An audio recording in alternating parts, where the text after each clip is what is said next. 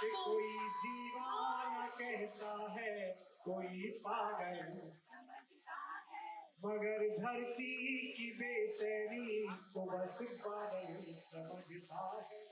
मैं तुझसे दूर कैसा हूँ, तू मुझसे दूर कैसी है, ये तेरा दिल समझता है या मेरा। 1.5 साल से मैं घूमने जाता था, लोग मुझे कहते थे कि ये हिंदी का कवि हरिवंश राय बच्चन जा रहा है।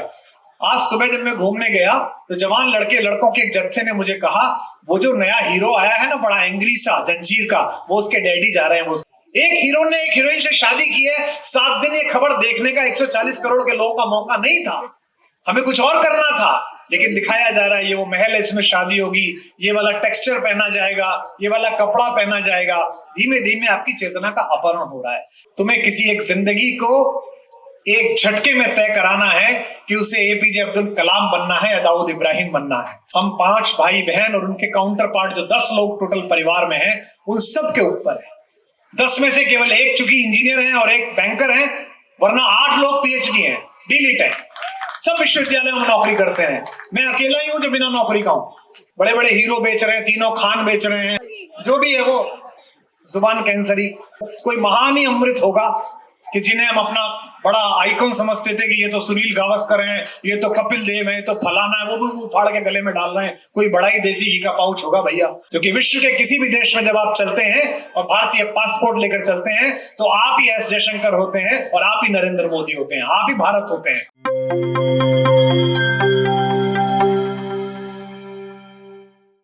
समय का पहिया कभी नहीं रुकता, लेकिन कुछ ऐसे पल भी होते हैं जब लगता है मानो वक्त ठहर गया हो। यहाँ के बीएमजी एलिगेंट सिटी परिसर में स्थित आरपीएस इंटरनेशनल स्कूल में 7 नवंबर की शाम परवरिश नाम से आयोजित हुए सीनियर्स के वार्षिकोत्सव के दौरान माहौल कुछ ऐसा ही था। उत्साह चरम पर होने की वजह थी मुख्य अतिथि के तौर पर डॉक्टर कुमार विश्वास की मौजूदगी। संस्कारों के इस सफर में कुमार भी संस्कारों पर खूब बोले, कवि से अधिक शिक्षाविद के रूप में बोले। बहुत आग्रह किया तो अपनी चर्चित कविता कोई दीवाना कहता है, कोई पागल समझता है कि 2 लाइनें सुनाकर तालियां भी बटोरी। चेयरपर्सन पवित्रा राव, प्रिंसिपल प्रीति लांबा और स्कूल टीचर्स ने कुमार विश्वास का अभिनंदन किया। बच्चों की प्रस्तुतियों ने हर किसी का मन मोह लिया। आइए अब सुनते हैं कुमार विश्वास को। आप कुमार को सुनते हुए स्कूल में हुए भव्य आयोजन का भी आनंद लीजिए। देश औद्योगिक प्रगतियों से नहीं बनते, देश सरकारों से नहीं बनते, देश लाल किले से नहीं बनते, उसके भाषणों से नहीं बनते, लोकसभाओं और विधानसभाओं की बहस से नहीं बनते। मैंने अपना जीवन बड़ा बीहड़ तरीके से गुजारा है। इस देश में जितने भी प्रकार के काम हो सकते हैं उन्हें करके बाहर आया हूं, और मुझे पता चल गया है कि सरकारों में बने रहने से, सरकारें बनाने से, पार्टियां बनाने से, आंदोलन करने से, लोकप्रियता पाने से देश नहीं बनेंगे। देश बनेंगे इसकी संततियों से, देश बनेंगे इसके नागरिकों से। आज छोटा सा देश है, उसके ऊपर आतंकी हमला हुआ, टोटल पॉपुलेशन 1 करोड़ की है, चारों तरफ से घिरा हुआ है उन लोगों से जो उसके दुश्मन हैं, और उसके बाद भी अपने ऊपर हुए आतंकी हमले को हिम्मत के साथ झेल रहा है। क्योंकि 1944 में 40 में इजराइल ने जो परेशानियां झेली थी, उसके बाद पूरे इजराइल ने संकल्प किया कि हम मुट्ठी भर भी हों, लेकिन इस दुनिया के सबसे बड़े वैज्ञानिक आविष्कार हमारे बेटे करेंगे, इस दुनिया के सबसे बड़े बैंक हमारे बेटे चलाएंगे, इस दुनिया के सारे मीडिया हाउसेस हमारे बेटे चलाएंगे। और आज उस ताकत के बल पर विश्व की सबसे बड़ी शक्ति अमेरिका भी उसके चरणों में जाकर बैठा है कि हम आपके साथ हैं, आप आगे बढ़िए। 140 करोड़ के देश हो रिवाड़ी वालों, अगर सब मिलकर संकल्प कर लो, जो इन बच्चों ने कहा था इंसान का इंसान से भाईचारा, इस टेलीविजन को ध्यान से देखना, इन खबरों को ध्यान से देखना, इस म्यूजिक को ध्यान से सुनना। मैं भी काम करता हूं म्यूजिक इंडस्ट्री में, मैं भी गाने लिखता हूं, फिल्में लिखता हूं, क्या करूं, करता ही हूं, काम है।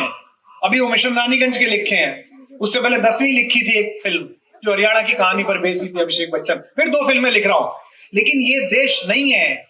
ध्यान से इस टीवी की खबरों को देखिए, आपका, आपके बच्चे का, आपकी चेतना का शोषण और अपहरण करने की योजना है, जो आपका इश्यू ही नहीं था, जो आपकी जिंदगी में बनता ही नहीं था। एक हीरो ने एक हीरोइन से शादी की है, 7 दिन ये खबर देखने का 140 करोड़ के लोगों का मौका नहीं था। हमें कुछ और करना था, लेकिन दिखाया जा रहा है ये वो महल है, इसमें शादी होगी, ये वाला टेक्सचर पहना जाएगा, ये वाला कपड़ा पहना जाएगा। धीमे धीमे आपकी चेतना का अपहरण हो रहा है। तो यहां बैठे हुए अभिभावकों, आधी जिंदगी 1/3 जिंदगी तुमने जी ली है, यहां तक तुम्हारी खुद की पहचान है। ये चौधरी साहब हैं, ये यादव साहब हैं, ये राव साहब हैं, ये गुप्ता जी हैं, लेकिन अब 1/3 जिंदगी के बाद वो वक्त आने वाला है कि तुम्हारा पूरा अस्तित्व उनके द्वारा पहचाने जाने वाला है जिनके नन्हे कदमों की थिरकन तुम इस मंच पर देख रहे थे। जितना तुमने अपनी जिंदगी में इन्वेस्ट किया है, चेतना, शक्ति, ताकत, प्रतिभा, ध्यान, इससे दोगुना लगा दोगे तो जिंदगी 100 गुने सुख के साथ व्यतीत करके पृथ्वी छोड़ोगे।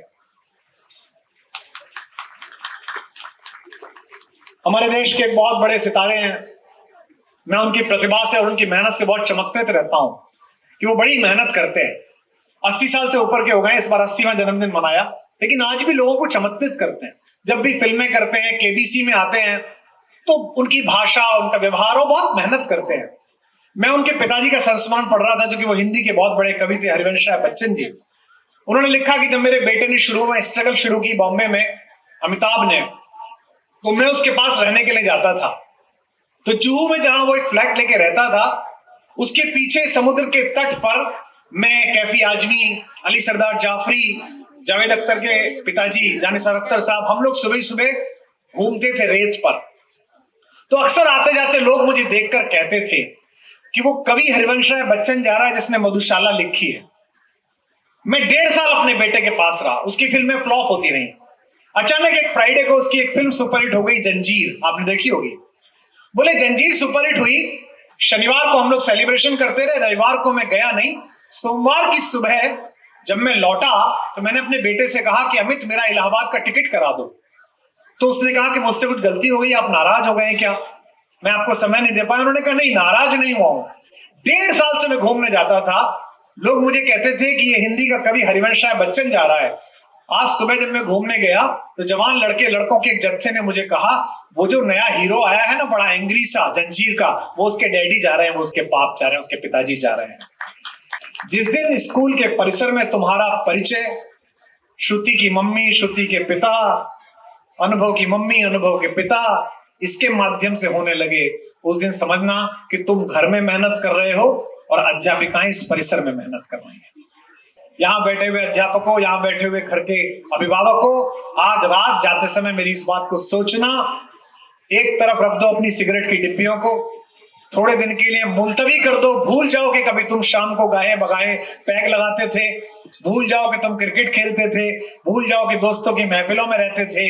बस एक काम अगले 20 साल पकड़ लो, 15 साल पकड़ लो कि ये जो भगवान ने तुम्हें ईश्वर बनने का अवसर दिया है, गुरु के रूप में ईश्वर बनने का अवसर दिया है, माँ बाप के रूप में, तुम्हें किसी एक जिंदगी को एक झटके में तय कराना है कि उसे एपीजे अब्दुल कलाम बनना है या दाऊद इब्राहिम बनना है। तुम्हें एक झटके में तय कराना है।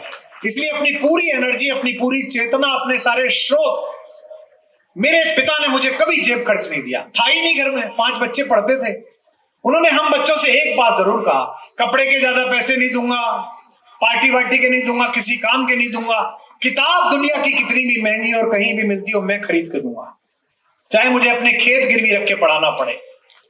और आज उसका प्रतिफल है कि मां सरस्वती की कृपा, हम 5 भाई बहन और उनके काउंटर पार्ट जो 10 लोग टोटल परिवार में हैं, उन सब के ऊपर है।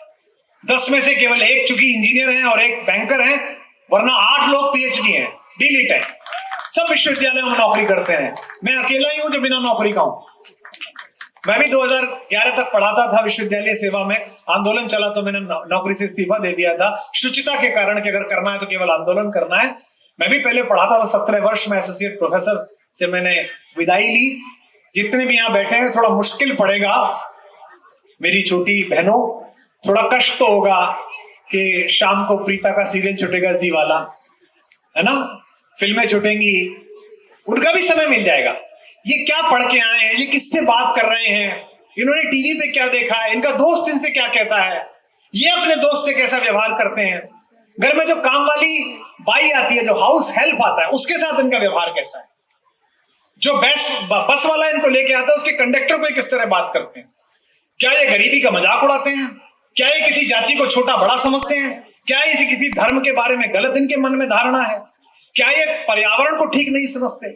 आप में से अधिकांश लोग करते होंगे, ईश्वर ना करे ना करते हो, कम लोग करते होंगे, 10-20 लोग जरूर ऐसे होंगे जो अपनी कार में जाते समय कोई भी चीज बाहर फेंक देते होंगे। अगर वो खाते हैं, वो आजकल क्या है, दुनिया की सबसे बड़ी चीज है वो शायद भारत में, उससे बड़ा तो कुछ पैदा ही नहीं हुआ। बड़े बड़े हीरो बेच रहे हैं, तीनों खान बेच रहे हैं, जो भी है वो जुबान कैंसरी। हाँ, कोई, मैं तो ईश्वर का भी मुझे ऐसा दुर्भाग्य दिया नहीं कि मुंह में रख सकूं। तो आप जो ये खाते हो और बाहर फेंकते हो, इसे कुछ दिन के लिए खाना बंद कर दो। अगर कुछ खाते भी हो तो उस कूड़े को कार में इकट्ठा करके गीला कचरा और सूखा कचरा उसके डिब्बे में डालना शुरू कर दो। क्योंकि आप अपने लिए मत करो, इसके लिए करो कि ये जानेगा। अन्यथा ये पढ़ लिखने के बाद अमेरिका जाएगा तो 2 साल तक गंवार कहलाएगा। 2 साल तक पड़ोसी इस पे हंसेंगे, दूसरे देशों के लोग हंसेंगे।